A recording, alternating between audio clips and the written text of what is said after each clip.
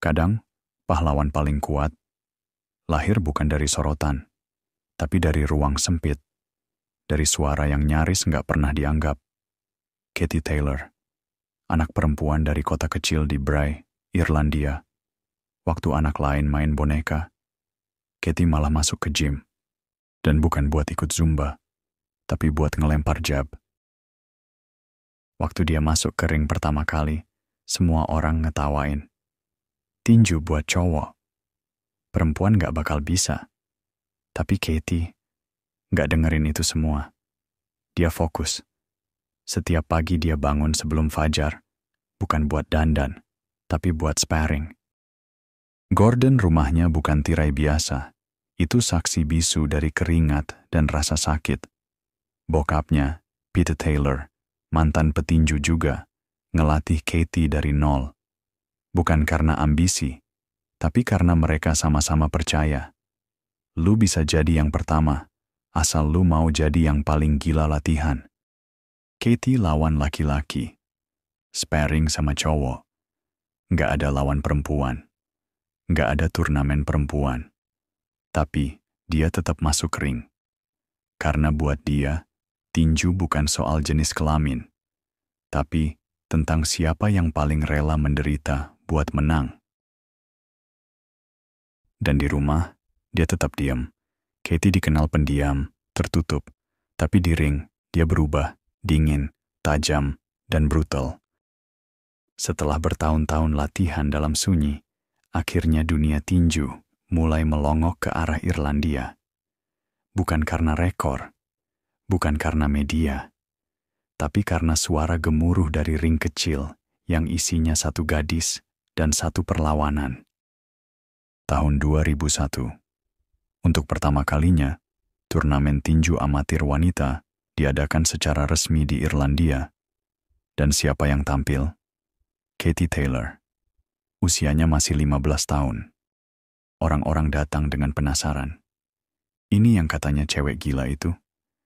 Bisa apa dia? Dan ketika bel ronde pertama berbunyi, dalam 10 detik pertama, semua keraguan berubah jadi diam. Katie bukan bertarung, dia menari sambil memukul. Cepat, rapi, bersih, dan brutal. Dia menang, menang lagi. Dan terus menang. Medali demi medali dibawa pulang. Tapi Katie gak pernah senyum berlebihan. Gak pernah pamer.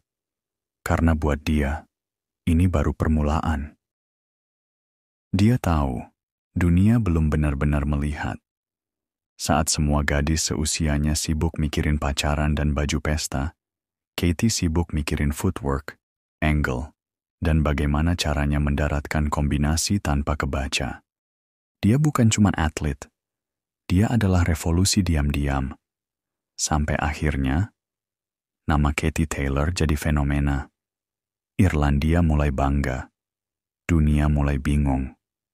Siapa cewek ini yang bahkan pria pun ogah satu ring sama dia? Tahun 2012, dunia akhirnya membuka mata. Untuk pertama kalinya dalam sejarah, tinju wanita masuk Olimpiade. Bukan karena belas kasihan, tapi karena suara yang terlalu keras untuk diabaikan. Dan salah satu suara paling lantang datang dari seorang gadis pendiam bernama Katie Taylor. Dia nggak datang sebagai underdog, dia datang sebagai favorit. 4 kali juara dunia, tak terkalahkan di amatir. Tapi tetap, tekanannya luar biasa.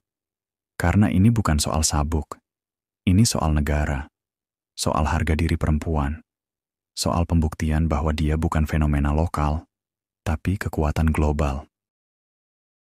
London, 2012.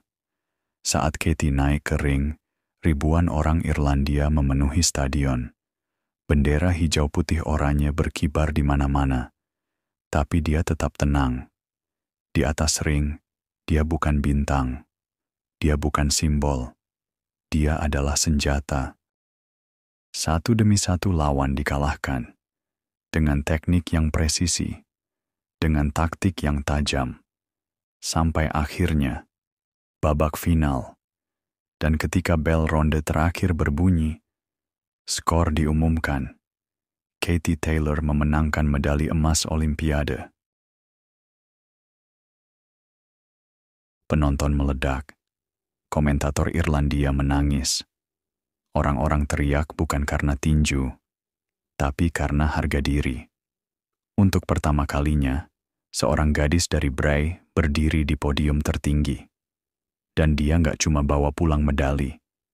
Dia bawa pulang identitas baru buat semua perempuan yang pernah dibilang, kamu nggak cocok bertarung. Ini bukan kemenangan biasa. Ini adalah deklarasi bahwa seorang wanita bisa jadi wajah tinju dunia. Setelah menguasai dunia amatir dengan medali emas Olimpiade, Katie Taylor tahu satu hal. Dia belum selesai. Dia bukan tipe orang yang puas dengan tepuk tangan. Dia bukan tipe yang bangga disapa legenda lalu pensiun. Dia masih lapar. Tahun 2016, Katie masuk dunia profesional. Bukan karena dia harus, tapi karena dia ingin uji nyali di medan yang lebih keras. Di dunia amatir, dia dihormati. Tapi di dunia profesional, dia harus mulai dari nol lagi. Tanpa sabuk, tanpa privilege. Dan jangan lupa, tinju wanita di level pro belum sepopuler itu. Bayarannya kecil, sorotannya minim. Tapi Katie nggak peduli. Dia nggak pernah bertarung buat kamera. Dia bertarung buat kehormatan. Debut profesional Katie berlangsung di Wembley Arena. Lawan pertamanya mungkin bukan juara dunia, tapi dia ngeliatin ke seluruh dunia bahwa gaya bertinju Katie tetap sama, teknis, brutal, dan cepat. Dalam 5 bulan, dia udah ngalahin 5 lawan. Semua dikalahkan dengan taktik bersih dan tekanan non-stop. Dan pelan-pelan, penonton mulai berdatangan. Media mulai memberitakan. Promotor mulai percaya. Katie bukan cuma petinju wanita. Dia adalah wajah baru dari sport yang dianggap mati. Di atas ring, dia nggak banyak bicara.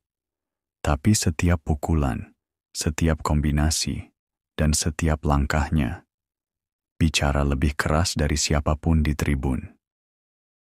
Katie bukan hanya juara. Dia simbol ketenangan dalam badai. Bertahun-tahun dia dihina, diremehkan, dikucilkan. Tapi dia nggak pernah membalas dengan mulut. Dia balas dengan pukulan, dengan prestasi, dengan sabuk emasnya. Di usianya yang nggak lagi muda, dia tetap naik ring, tetap berlatih seperti pemula. Bukan karena belum puas, tapi karena dia tahu, disiplin nggak ada masa kadaluarsa. Kemenangan terakhirnya bukan soal sabuk, tapi soal pembuktian. Kalau perempuan pun bisa berdiri di tengah ring, berdarah, dan menang tanpa merengek. Katie Taylor adalah legenda. Tapi sebelum itu, dia cuma gadis sunyi yang gak nyerah. Dan kalau dia bisa, kenapa lu enggak? Lu pikir hidup itu soal validasi? Lu pikir semua yang viral itu pantas ditiru? Gak semua pahlawan teriak di atas panggung. Ada juga yang berjuang dalam sepi, dihina, dicaci, tapi tetap jalan. Dan salah satu sosok itu, Naoya Inoue. Gua nulis e-book ini bukan buat cari tepuk tangan, tapi karena gua ngerasa ada yang perlu dibukakan matanya. Naoya bukan cuma monster di atas ring. Dia cermin dari hidup gua sendiri. Kesepian, ketekunan, dan kepercayaan yang gak pernah dikasih orang lain. Tapi tetap gua perjuangin. Kalau lu pernah ngerasa sendiri, pernah ngerasa invisible, pernah ngerasa gak cukup bagus, baca buku ini. Ini bukan kisah soal juara. Ini soal bertahan hidup di dunia yang pengen lu gagal. Klik link ini sekarang, dan temuin monster dalam diri lu sendiri. E-book Naoya Inoue, Monster yang Tak Tersentuh. Link di bio. Harga? Terlalu murah buat pelajaran yang segini mahalnya.